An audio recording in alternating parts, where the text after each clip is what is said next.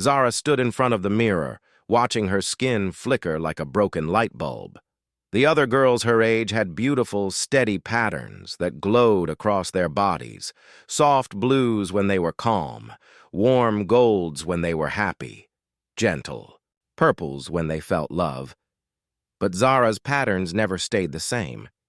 They jumped and sparked, changing colors without warning, creating chaos where there should be harmony. Today was the bonding ceremony, the most important day in any young person's life on her planet. It was the day when young adults would meet, their life partners, chosen by the elders based on how well their light patterns matched. Zara had been waiting for this day for years, hoping that maybe, just maybe, someone would see past her strange lights and want to be with her. Her mother came into the room, her own patterns glowing with worry. "Are you ready, my dear?" she asked, trying to smile.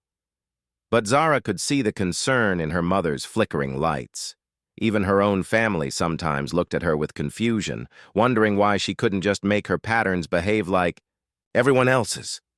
"I think so," Zara whispered, though her heart was beating fast. Her patterns responded to her nervousness, flashing bright red and orange in quick bursts. She took a deep breath, trying to calm down, but it only made the lights more chaotic.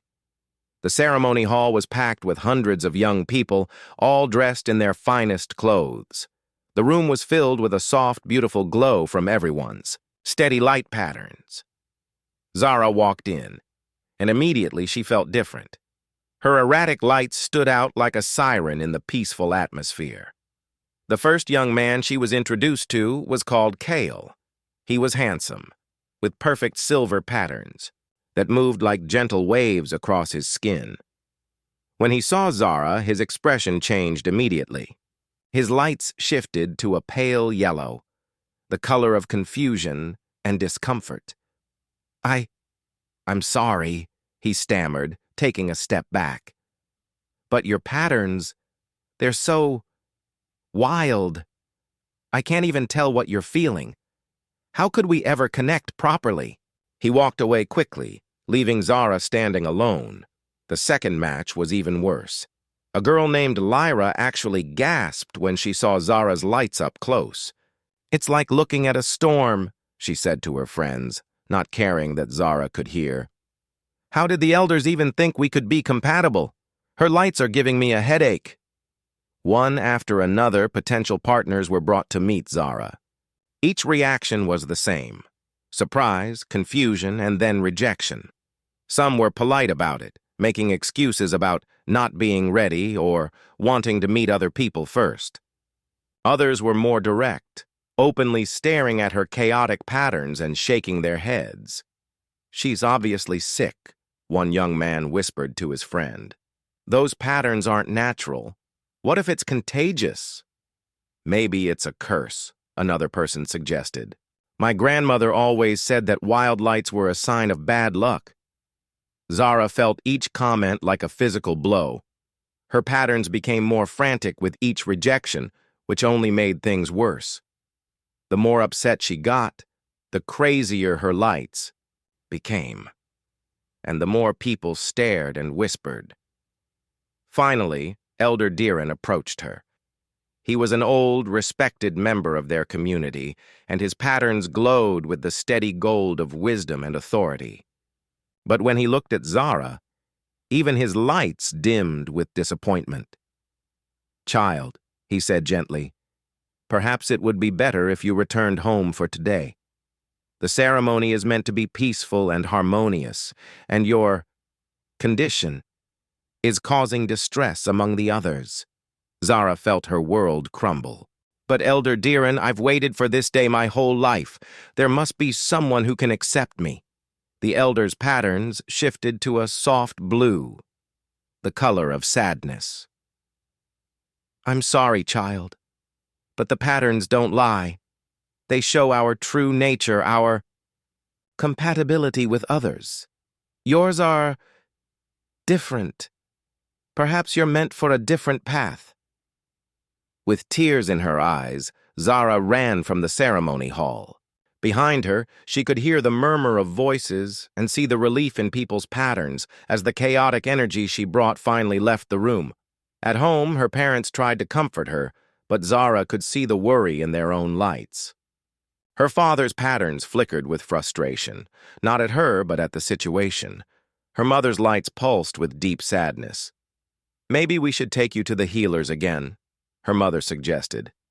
"Perhaps there's a new treatment that could help stabilize your patterns." But Zara had been to every healer on their planet. She had tried meditation, special crystals, even painful light therapy. Nothing worked. This was just who she was, and apparently, who she wasn't acceptable to anyone. That night, Zara made a decision that would change her life forever. She couldn't stay on a planet where she would always be the broken one, the outcast, the person who made others uncomfortable just by existing. If no one here could accept her, maybe somewhere else in the vast galaxy, there would be people who could. She packed a small bag with her few possessions and used all her savings to buy passage on a transport ship heading to the outer colonies. As the ship lifted off from her home planet, Zara watched through the window as the familiar lights of her world grew smaller and smaller. She was leaving everything she had ever known, venturing into a universe full of unknown species and cultures. It was terrifying, but it was also her only hope. Somewhere out there, she believed, there had to be someone who would see her chaotic patterns not as a flaw, but as something beautiful and unique.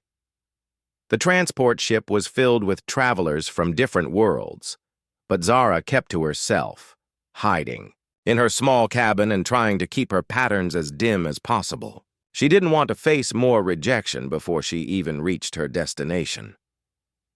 As the ship journeyed through space, Zara stared out at the stars and wondered what her future would hold.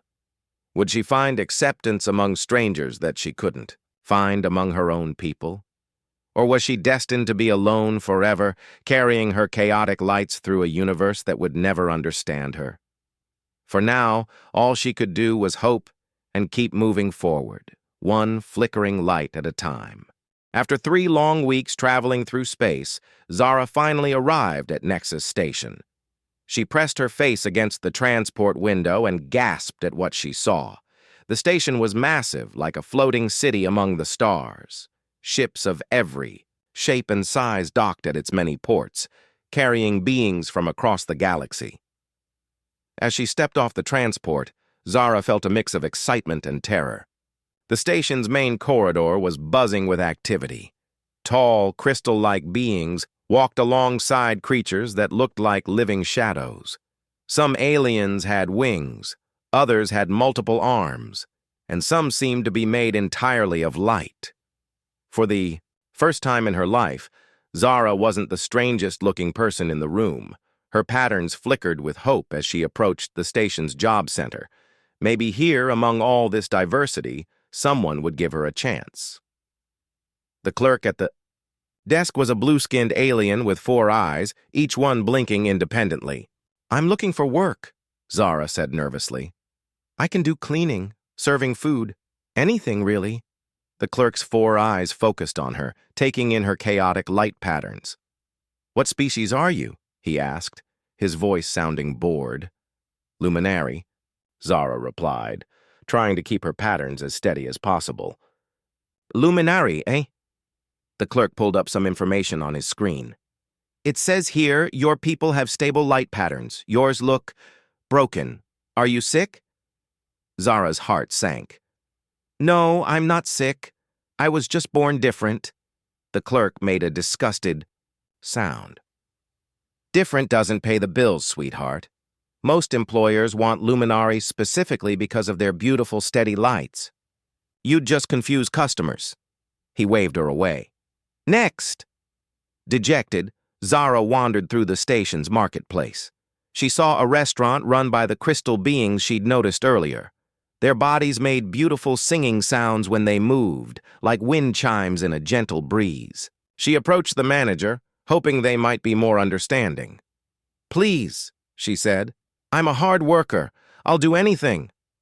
The crystal being looked at her and immediately stepped back. Their song became harsh and discordant. "Your light patterns," they said in a voice like breaking glass. "They create terrible noise in our minds. We cannot have such chaos near our customers. It would ruin their dining experience." Zara tried a shop run by shapeshifters next.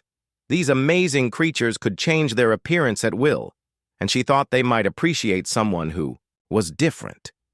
But when the shapeshifter tried to mimic her patterns to communicate, they couldn't do it. "This is impossible," the shapeshifter said, their form rippling with frustration. "Your patterns have no rhythm, no logic.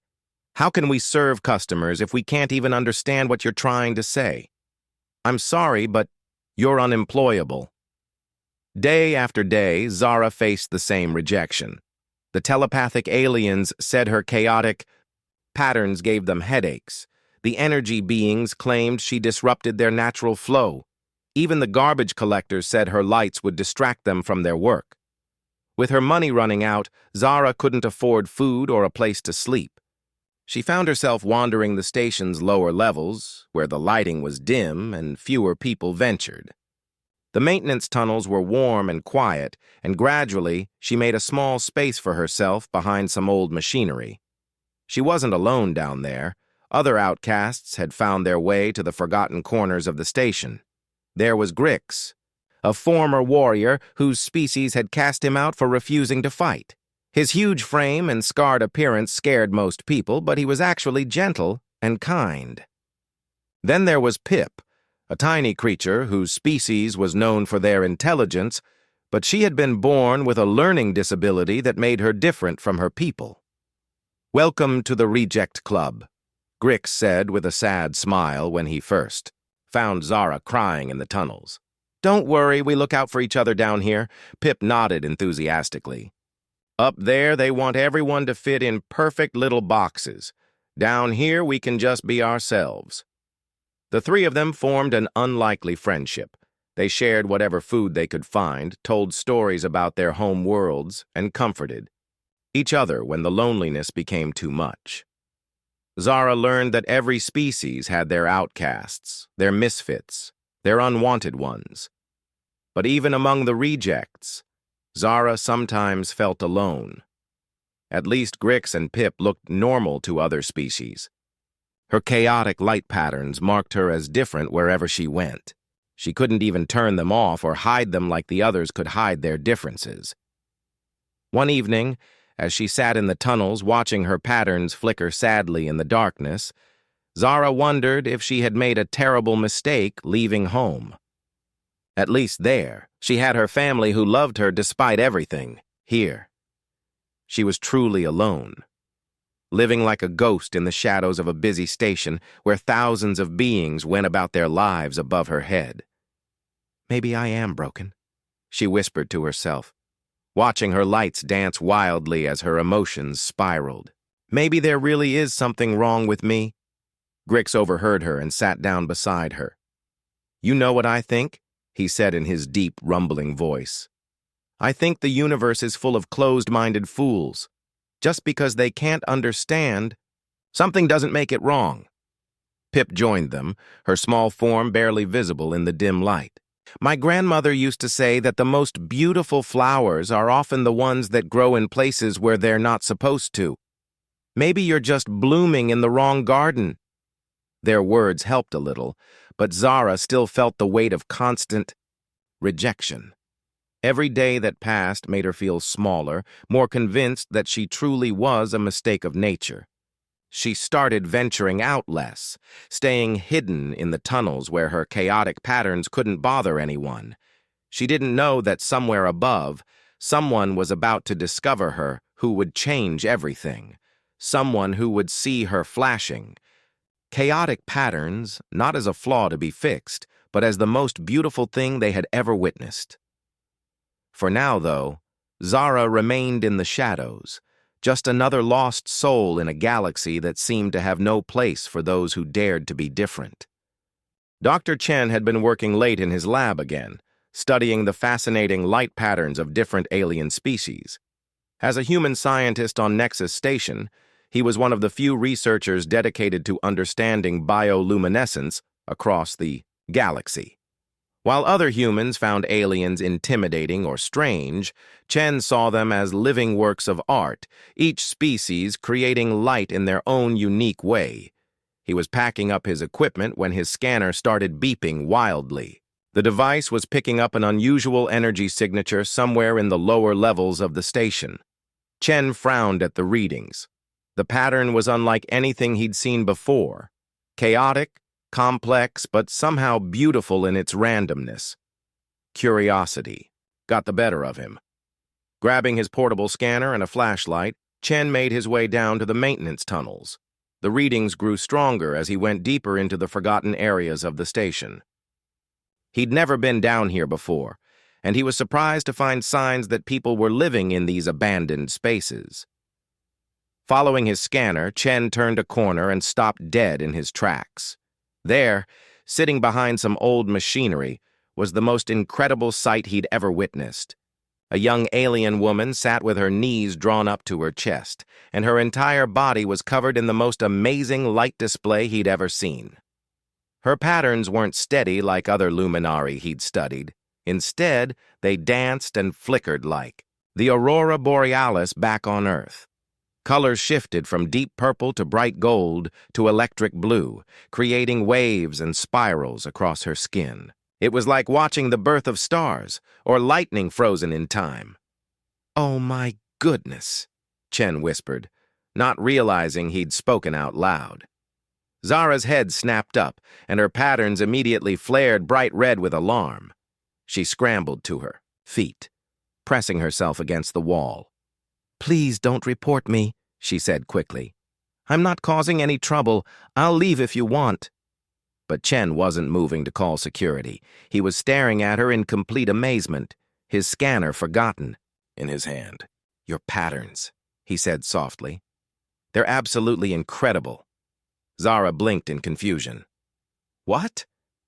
"Your light patterns," Chen repeated, taking a careful step closer. "I've never seen anything so beautiful in my life." "How do you do that?" "The complexity, the mathematical precision hidden in what looks like chaos, it's extraordinary." For a moment, Zara thought he was making fun of her. "My patterns are broken," she said defensively. "Everyone knows that.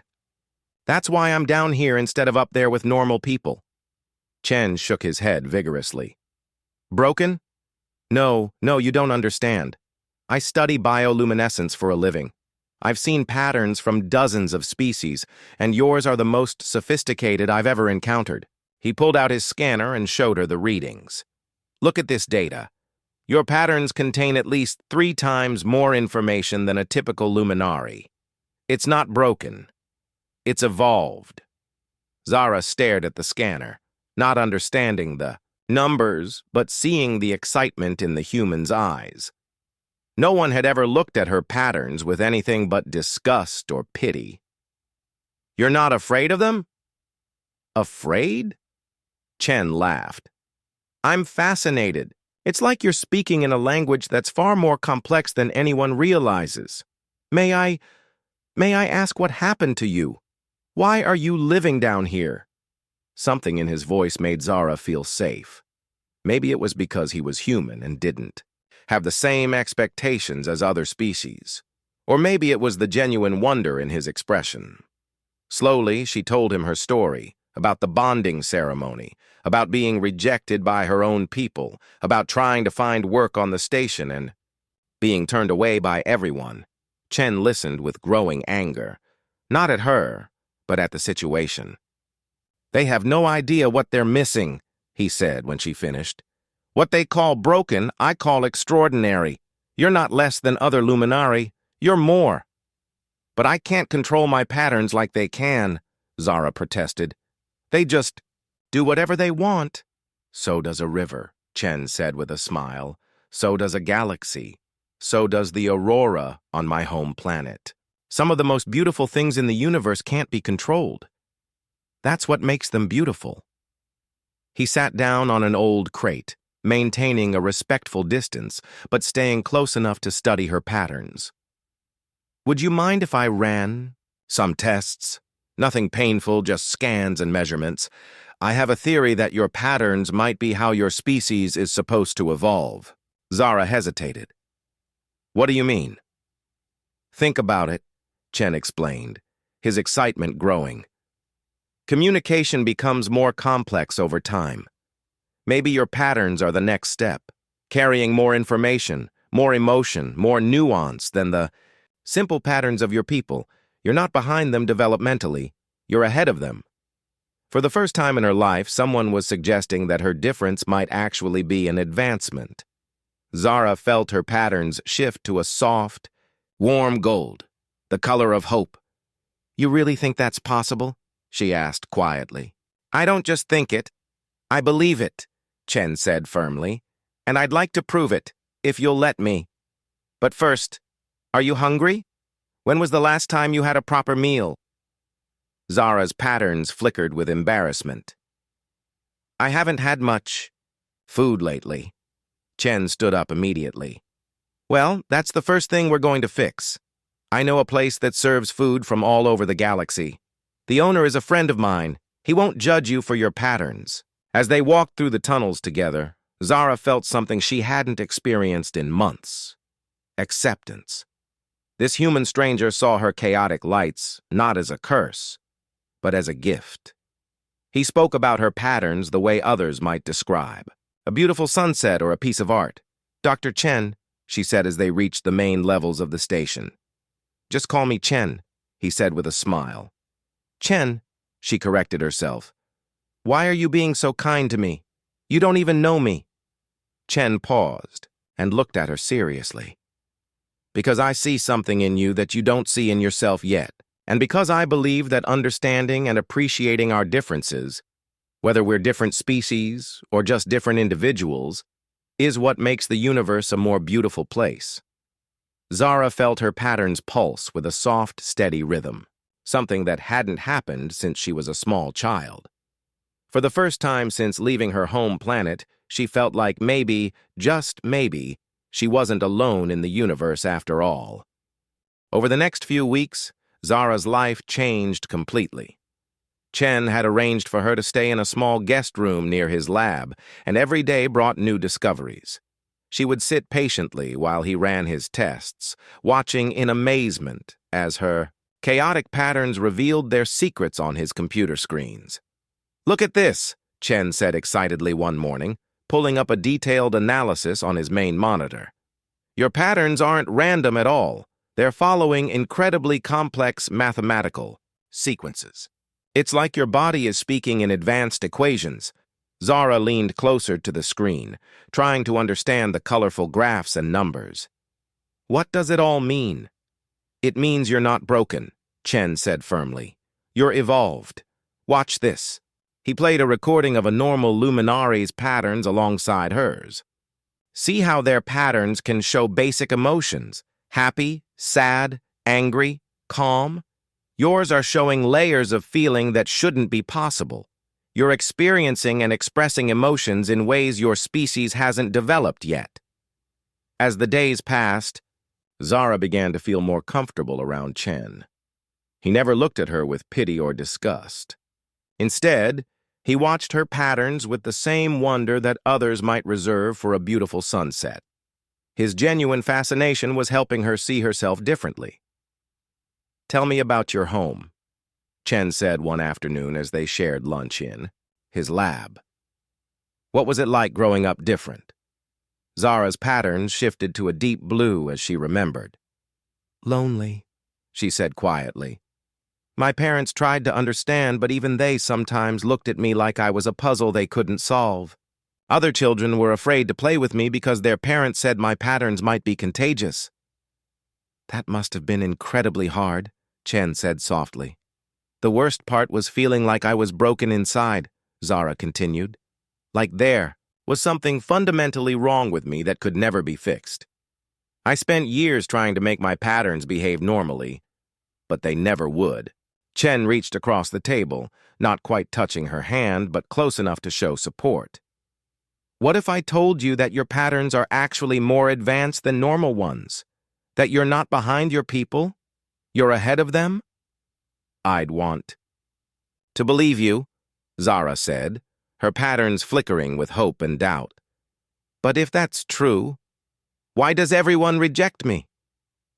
Because people fear what they don't understand, Chen explained. Throughout history, individuals who were different or ahead of their time were often rejected by their societies. It doesn't mean they were wrong, it just means the world wasn't ready for them yet. Their conversations weren't always serious.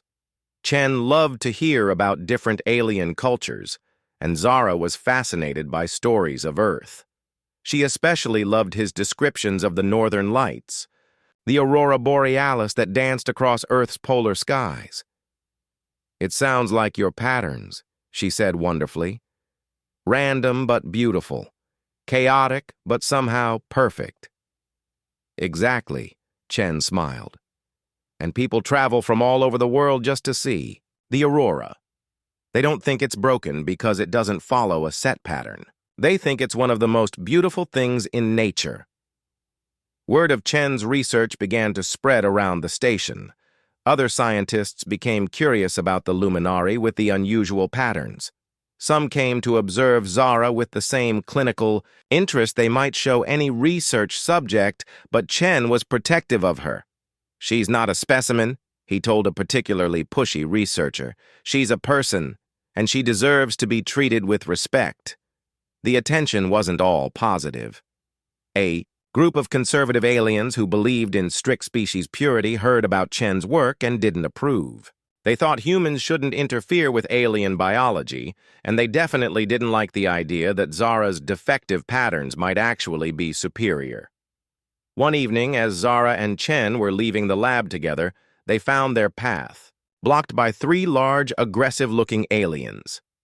Their leader was an imposing creature with gray skin and cold, dark eyes. "Human," the leader growled. "You're filling this defective creature's head with nonsense. Her kind should know their place." Chen stepped slightly in front of Zara, his jaw set with determination. "Her kind? She's an individual with a name and feelings, and there's nothing defective about her." "Look at those chaotic lights," another alien sneered. "They're an insult to proper luminary heritage. She should be grateful we even tolerate her presence on this station." Zara felt her patterns beginning to flare with anger and hurt, but something new happened. Instead of becoming more chaotic, her lights began to organize themselves into a powerful, coordinated display. Waves of gold and silver swept across her skin in perfect harmony, creating a pattern so beautiful and complex that even the hostile aliens stepped back in surprise. "Impossible," the leader whispered. "How did she do that?" Chen stared in amazement. He'd never seen Zara's pattern so controlled and magnificent. "Zara," he said softly. "That was incredible." Zara looked down at her own skin in wonder. The patterns were still flowing in those beautiful, coordinated waves. "I don't know how I did it," she said. "I just felt protective. Of you. Of myself. Of the truth we've discovered together." The hostile aliens backed away, muttering among themselves. They'd come expecting to intimidate a broken outcast, but instead, they'd witnessed something extraordinary. A display of bioluminescent beauty unlike anything they'd ever seen. As they walked back to Zara's room, both she and Chen were quiet, processing what had just happened. Finally, Chen spoke. "Do you realize what this means?" he asked. "You didn't just show beautiful patterns, you controlled them. You made them do exactly what you wanted when you needed them most." Zara nodded slowly. "It felt different this time. Like my patterns weren't just reflecting my emotions, they were expressing my will." "This changes everything," Chen said excitedly. "Not only are your patterns more advanced, but you're learning to control them in ways that could revolutionize how your species communicates and expresses themselves." That night, Zara lay in her bed looking at her reflection in the dark window. Her patterns were calm now, pulsing gently with a soft, steady light she'd never managed before. For the first time in her life, she didn't see a broken alien staring back at her. She saw someone extraordinary. 3 months after their first meeting, Chen received a message that would change both their lives forever. The communication came directly from the Luminari High Council on Zara's home planet. Word of his research had somehow reached them, and they were very interested in what he'd discovered. "They want to see the data," Chen told Zara as they sat in his lab. "All of it. The pattern analyses, the mathematical models, everything." Zara felt her patterns flicker with nervousness. "What if they still think I'm defective? What if they try to force me to come home and undergo more treatments?" "That won't happen," Chen said firmly. "Not if I have anything to say about it. Besides, the evidence speaks for itself. Your patterns are incredible, and now we have proof." The response from the Luminari Council came faster than expected. Elder Valen, the highest authority on their planet, requested a live video call to speak with both Chen and Zara directly. As the communication screen flickered to life, Zara saw the familiar blue-tinted face of someone she remembered from her childhood, one of the most respected leaders of her people. "Dr. Chen," Elder Valen said formally, "your research claims are quite extraordinary. You suggest that this outcast's chaotic patterns represent evolution rather than defect." "Not suggest," Chen replied confidently. "Prove. The mathematical complexity alone demonstrates capabilities far beyond normal luminary patterns. Zara isn't behind your people developmentally, she's centuries ahead." Elder Valen's patterns shifted to show skepticism. "Show me."